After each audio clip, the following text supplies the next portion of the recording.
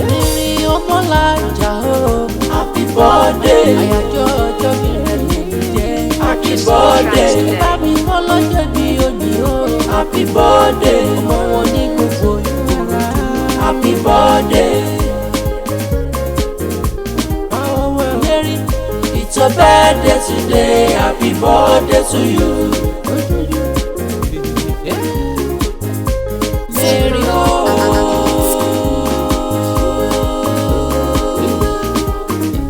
ọmọ náà ń sáré Ọmọlájà mú ké sí ọlọ́jọ́ bí òní aláyé rẹ̀. Alọ́jọ́ fún ayọ́gàn lè ní jẹ́ ẹ̀yájọ́ tàbí ọgàn fẹ́ràn títọ́ fẹ́lẹ́ ní jẹ́. It's your birthday. Mary ọ̀rọ̀ rẹ̀ já sọ́pẹ́lẹ́ ìṣẹ́ bẹ́ẹ̀ ló tún jọ pẹ́lọ́ ọjọ́ bẹ̀rẹ̀ lè ní jẹ́ àlọ́jáyọ̀ rẹ̀ kan lè ní jẹ́ ṣàkóso bó ṣe wúwo because it's your birthday. Mary today it's your birthday. Mary Ọmọlájà o. Happy birthday. Àyájọ́ ọjọ́ bí rẹ̀ lè ní jẹ́. Happy birthday. Bá mi bọ́ lọ́jọ́ bí òní o. Happy birthday. Ọmọ wọn ní gbogbo ìgboro. Happy birthday. Màá bọ́dé lùkòròdú lè fádà rẹ̀ wá lọ kí wọ́n dáadáa. Ìgboro dúró ga mà nílé. Màá bá òde bẹ́ẹ̀ o. Ọmọ wọn lè lùkòròdú. Ọmọ ṣàlẹ̀jẹ̀ bẹ́ẹ̀ ní tòròbìrì. Ayábẹ̀ nílé yìí ọgbọ̀n alẹ́ bẹ́ẹ̀ lóde o. Ẹ̀yin lọ́mọ oníṣu mẹ́fà nílé.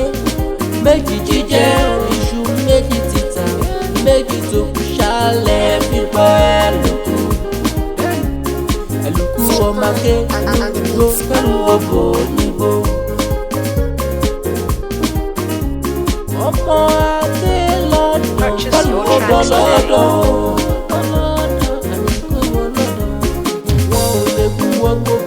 Ìbálòpọ̀ mẹ́gùn wọn gbọ́rẹ́ mu. Mary alóṣọjọ́ bí rẹ̀ lòdì sọ wà ní fọdúnlé ìṣàṣemọ́. Àjò ṣá ló wáyé akérò kó padà sílé. Mary Ọmọlájà ìgbọ́dún ọdún kan ní. Ìgbọ́dún ọdún kan ní. Ọdún kan ní Ọmọlájà o. Happy birthday. Àyájọ́ ọjọ́ bí rẹ̀ lè ní jẹ́. Happy birthday. Ẹ̀ka mi kọ́ lọ́jọ́ bí òní o. Happy birthday. Ọmọ wọn ní gbogbo ìgbò. Happy birthday. Mary. It's your birthday today. Happy birthday to you.